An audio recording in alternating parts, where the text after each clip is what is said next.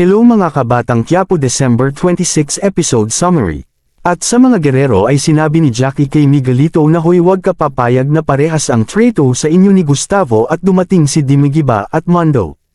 At tinanong sila ni Miguelito anong balita, sumagot si Mondo na napatay po namin si Don Julio at ang mga tauhan nitong, ngunit nagtanong si Jackie. Si Tanggol, napatay ninyo rin ba? At sumagot si Rigor na nakawala po sila at hindi po namin alam ngayon kung asan sila Nagel Alabi sa ngayon. At dumating si Gustavo at sinabi sa kanila na hanggang ngayon pinaghahanap ninyo Potan si Tanggol at sinabi ni Roberto na kahit kamag-anak natin siya ay may kasalanan siya sa batas at sinabi ni Gustavo kay Roberto mag-usap tayo sa opisina nako at sinabi ni Miguelito kay Rigor at Mondo na makakaalis na kayo at sa opisina ni Gustavo nag-usap si Roberto at Gustavo at sinabi ni Gustavo na hanggang ngayon ninyo tinitigilan ang paghanap kay Tanggol at sinabi niya kahit napatay ninyo si Don Julio sa tingin ninyo hindi babawi si Ramon at Tanggol. At sinabi ni Jackie na madaling makabangon ang mga Montenegro at sinabi ni Roberto na kung gusto nila ng laban ibibigay natin. Tandaan ninyo na sa atin ang batas at yan ang lamang natin kaya kayang-kaya natin pabagsakin ang mag-Montenegro. At sila Roda naman ay nagtungo kala Kung Leo at bumaba si Kung Leo at sinabi o Roda at Tinding o mitama ka Tinding ha at nagpakilala si Punggay.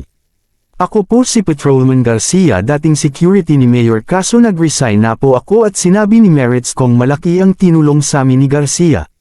Siya ang nagtimbre sa amin kaya kami nakatakas at nakapaghanda sa pagdating ng mga kapulisan. At sa Guerrero nakita ni Santino si Rigor at sinabi ni Santino kamusta ka na pero tay bakit ka andito? Nag-report ako anak kasi ako ang bagong hepe ng presinto at obligation kong hulihin sila Tanggol, ngunit napakagaling talaga at di ko mahuli-huli ikaw anak, kamusta ka na dito? Tinatrato ka ba nila na maayos? Si Gustavo po at Erica oo pero si Miguelito po parang galit at bayan mo tay kapag nakakuha tayo ebidensya. Sa pagpatay kay David ay sasabihin ko papi agad sa inyo at sa bahay ni Kong sinabi ni Punggay na minahuli kami na tauhan ni Vice at may video kami. Na nagsilalita ito laban sa mga gerero at sinabi ni Merits ngunit nakawala ito. At sa bahay ng mga gerero ay sinabi ng bodyguard ni Vice na may bisita po Lucio daw po at sinabi ni Vice papasukin ninyo at pinapasok si Lucio. At sinabi ni Vice sa tauhan niya iwanan ninyo kami at sinabi ni Lucio na samabit ako Vice dahil dun sa tao mo na si Maro kumukuha ng ebidensya laban sa'yo kaya sinundan namin at doon nakita namin ang anak niyang pulis at si Tanggol at mga grupo nila ang umubos sa tauhan ko.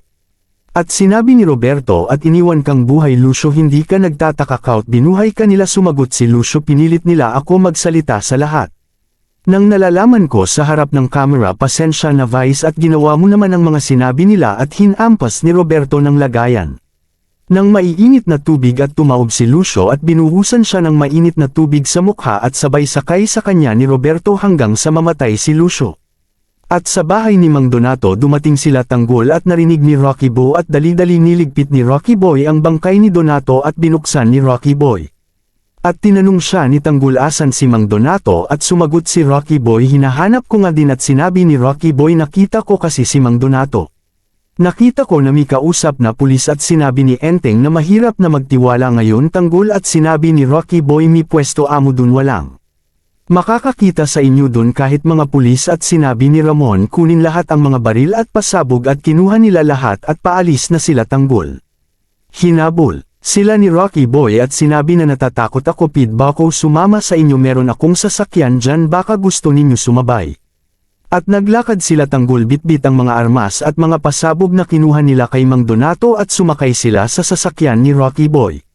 Abangan sa Monday magsasalita na ang mga Mondragon laban sa mga gerero. Salamat sa panunood, like and share para sa update. Salamat.